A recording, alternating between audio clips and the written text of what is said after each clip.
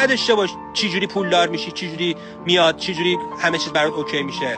وظیفش جهان هستی. جهان هستی دور شما داره میچرخه، تو اون وسط واسطادی، کل جهان وظیفش دور تو بچرخه. زمانی میچرخه که تو بدونی کی هستی. جهان هستی وظیفش خودشو با شما تنظیم کنه. باید از درون، دستکش درونته، بیرون نیستش. بیرون آینه است. بیرون نسبت به فرکانسایی که فرستادی با درون تو تنظیم میکنه. تو کاری نداشت، به تو اصلا ربطی نداره چجوری برات میاد، چجوری ماشینت عوض میشه، خونت عوض میشه، شهرت عوض میشه. تو میری درون، انرژی تو فرکانس رو میفرستی، جهان هستی میگه چشم سر برم، بهت میده. چجوری میده؟ با حال تو یکی میکنه. اگه حالت خوب باشه بهت میده، اگه کودک باشی بهت میده، اگر آدم جدی باشی بهت نمیده، اگر غمگین باشی بهت نمیده، بهت غم میده، قصه میده.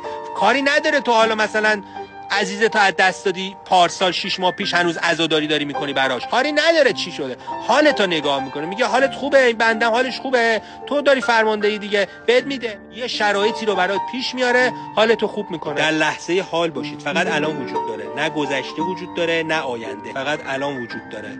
اگر الان حالت خوب باشه، لحظات دیگه هم حالت خوبه، همش از این لحظه پیکسل پیکسله.